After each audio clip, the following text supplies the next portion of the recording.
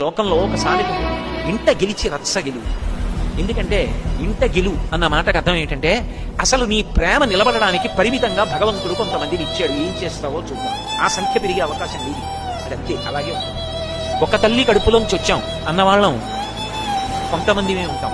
ఇంకా ఆ సంఖ్య పెరగదు. బంధువులు పెరుగుతారేమో, స్నేహితులు పెరుగుతారేమో, అమ్మ కడుపులోంచి వచ్చిన వాళ్ళం అన్న అపురూపమైనటువంటి అనుబంధం మాత్రం అంతే, అంతవరకే మిగులుతుంది. అంతకి దాటి ఇక మిగలదు. ఏదో అమ్మ కడుపున ఉన్న వాళ్ళం నలుగురం ఉన్నాం అనుకోండి, నాకు 50 ఏళ్ళు వచ్చినా నలుగురమే, 60 ఏళ్ళు వచ్చినా నలుగురమే, 70 ఏళ్ళు వచ్చినా నలుగురమే, 90 ఏళ్ళు వచ్చినా నలుగురమే. ఎప్పటికీ మేము నలుగురమే ఉంటాం. దేశే దేశే కళత్రాని దేశే దేశే చ బాంధవాః తంతు దేశం నపశ్యామి యత్ర భ్రాత సహోదరః అంటాడు రామాయణంలో రామచంద్ర ప్రభు. ఎక్కడికో వెళ్ళినా పెళ్ళవుతుంది, భార్య దొరుకుతుంది. ఎక్కడికి వెళ్ళినా బంధువులు దొరుకుతారు. ఎందుకనంటే కాబట్టి బంధువులు దొరుకుతారు, స్నేహితులు దొరుకుతారు, తోడపుట్టినవాళ్ళు. అమ్మ కడుపులోంచి మేము నలుగురం కలిసి వచ్చాం అన్నవాళ్ళు ఇంకంతే, వాళ్లే ఉంటారు. అది అపురూపమైనటువంటి అనుబంధం.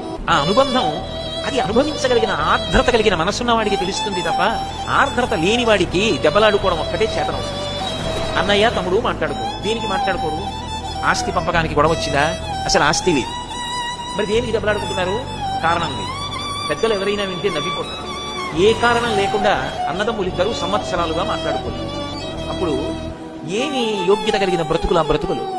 అది జీవితం కాదు.